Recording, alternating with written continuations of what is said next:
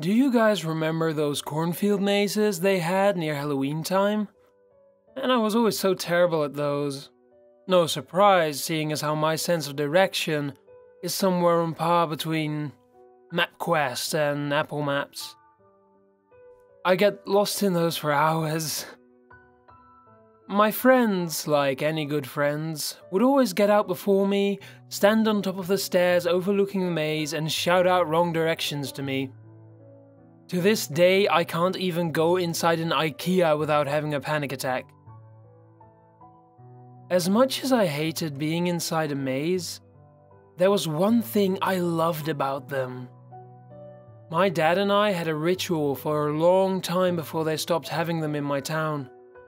The day after they would tear it down, we'd grab our metal detectors and go hunt for buried treasure in the now empty field. Our treasures usually consisted of bottle caps, pull tabs, some loose change, and if you were really lucky, some jewelry. But it was all about the thrill of the hunt. One person even gave me $40 for finding their car keys. Our hobby stopped around the same time they stopped hosting the mazes. They hadn't had one in 3 years. Out of curiosity, I asked my dad about it. He's on the city council, he knows these things. At least he acts like he knows everything. He told me they stopped because there was a problem with teenagers using it as a place to drink and hook up after hours. I didn't question him about it, and it sure explained all the beer bottle caps we found over the years. I had the bright idea earlier today to go out and hit up the field for old time's sake. My metal detector was sitting in the garage looking so pitiful. So I dusted it off, threw in some fresh batteries and drove down here. I got out of the car and looked around. The once bustling city attraction was now nothing more than a desolate, abandoned field taken over by knee-high weeds. I was out there for maybe an hour before I got bored of digging up bottle caps. When I got to the center of the field, I turned to leave, and that's when my machine let out a long, loud signal instead of the usual short and sharp beeps of a coin. I was going to pass it up, since it usually doesn't make that noise unless I found a soda can or something. I don't know what made me do it. I was tired, sweaty, hungry, and I just wanted to go home, yet I still got on the ground on my hands and knees with gardening trowel in hand and dug. I got maybe an inch in the ground before I felt my shovel collide with something hard. I could see something colorful in the dirt. Found the soda can, I thought. I pressed my shovel into the dirt one more time before out popped something I wasn't expecting. It was large, square, and pink. I picked it up and gave it a look over until I realized what I was staring at. Underneath all the dirt sat an older model cell phone, maybe an original Samsung Galaxy or something. Excited about my unusual find, I stuffed it in my pocket along with the day's treasures, which consisted of 3 pennies, a Hot Wheels car, and something that looked like it fell off a tractor.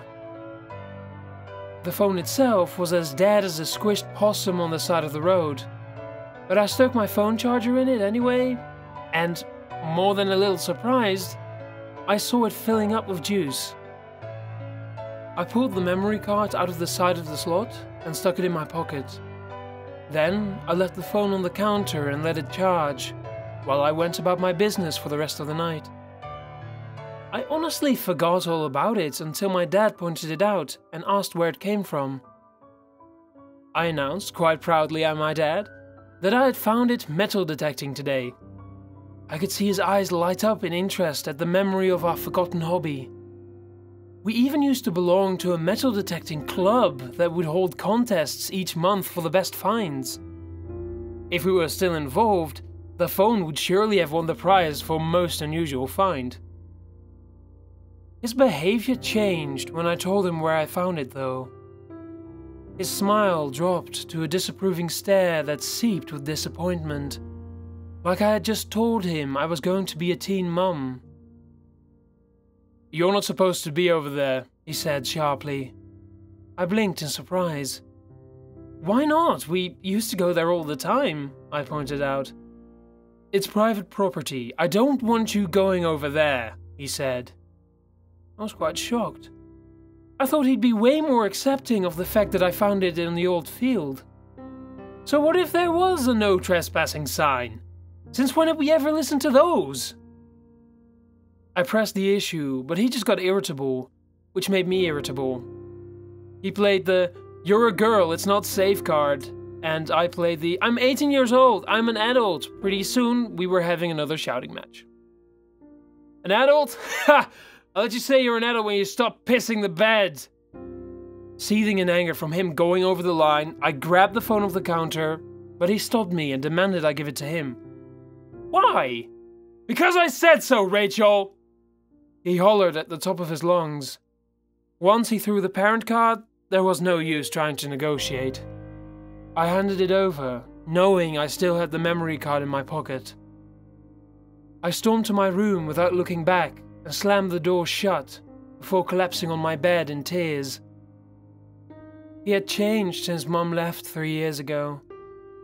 He had changed, and so had I. And neither of us had changed for the better. My dad became really overprotective of me since then, and I hate it. I want my independence.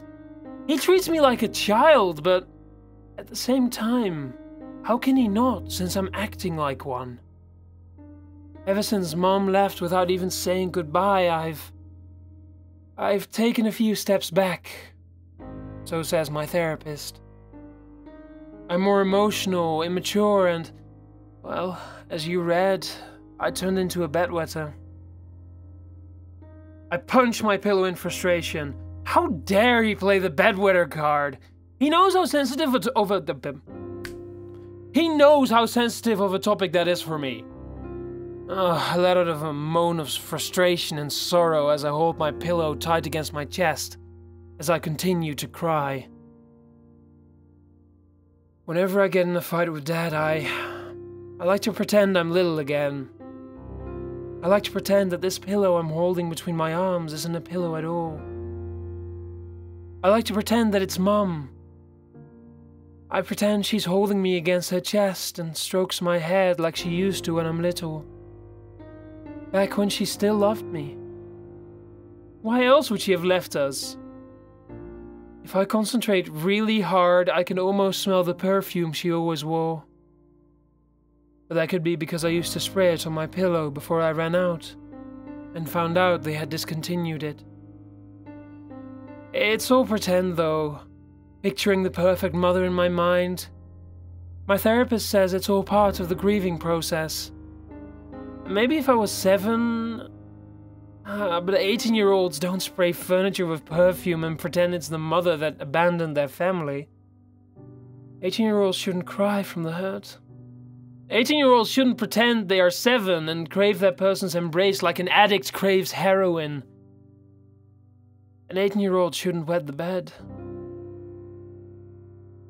One day, 3 years ago, she just never came home from her job teaching at the high school. We called her work and she never said anything to them. All her stuff was still there, her car still parked at the school. We called the police and at first they suspected foul play. But then they noticed another teacher was also missing. A male teacher. And then they found the emails. She had been having an affair and the police put 2 and 2 together. She had run off with him to start a new family. I knew my parents had been having problems, but I didn't think she'd go that far. We've never heard from her since. I don't think I could even recognize her voice anymore. I look up at the clock and let out a sigh. I really should get ready for bed just in case I fall asleep. I reach under my bed and pull out the package of bedwetting pants. Too many times I've fallen asleep before I got changed, only to have to take the walk of shame to the laundry room with soiled clothes and sheets. I begin to tug my pants down, only to remember the memory card in my pocket. I pulled it out along with my phone and swapped them out. Maybe looking through someone else's life will help me forget about my own. After changing, I turned off my bedroom light and plopped into bed. Phone in hand, I searched the memory card. It was just a bunch of pictures of the high school. Some pictures of food, some of random teenagers around campus. As I suspected, it belonged to a student. Along with the pictures was a video file. I clicked on it. It was taken on an older phone, so the picture quality wasn't that great, but you could still clearly hear voices and make out the shapes of faces in the poor lighting of the phone.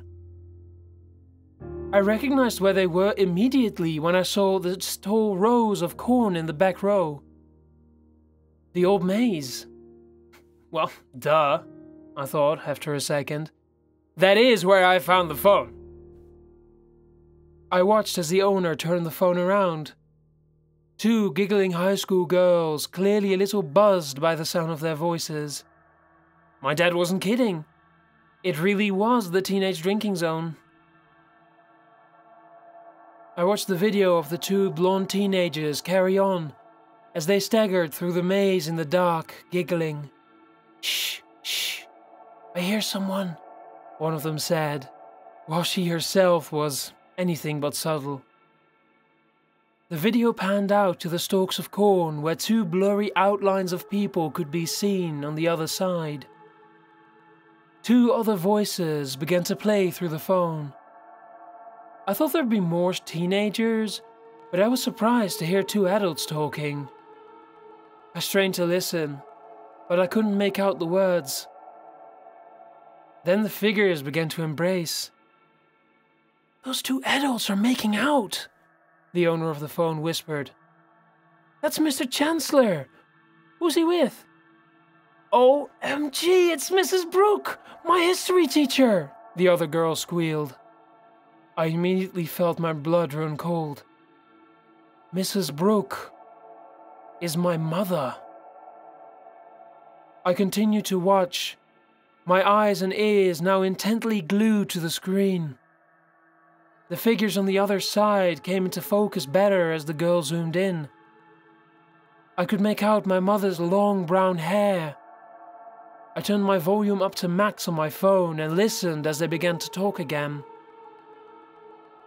Run away with me, Stace, the man said as I brushed my mother's hair from her face.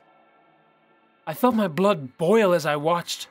This was the man who stole my mother from me. We've talked about this before, my mum said.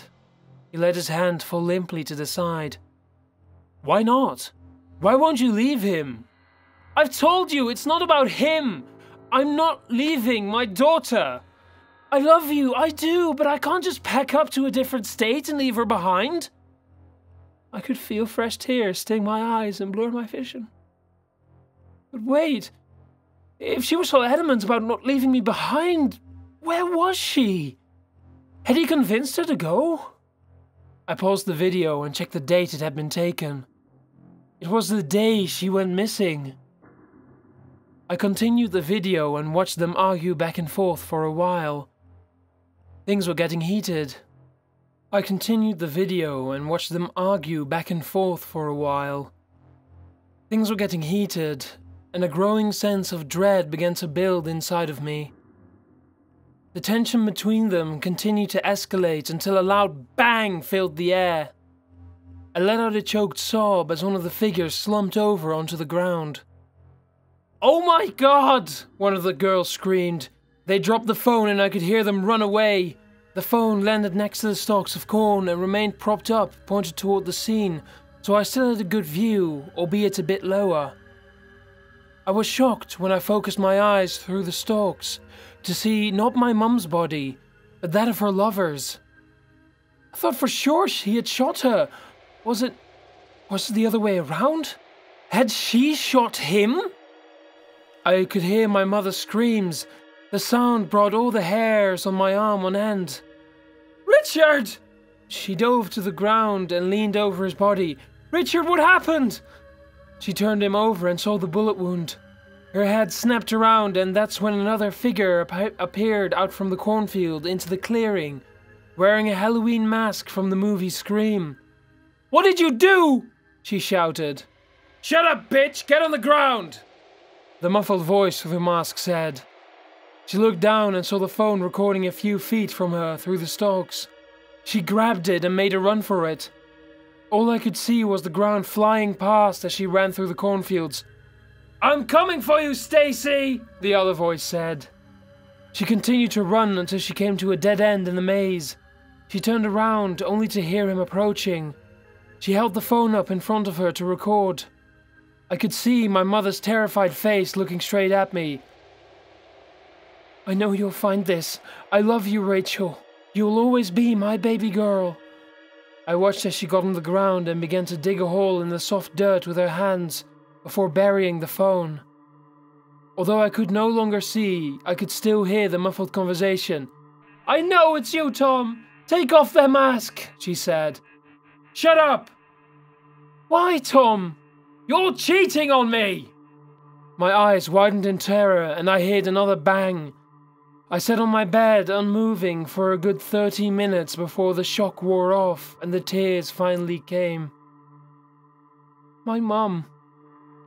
She knew I metal detected that field every year and left me this video as a warning. My mother never left me. She was stolen from me. Stolen by my father.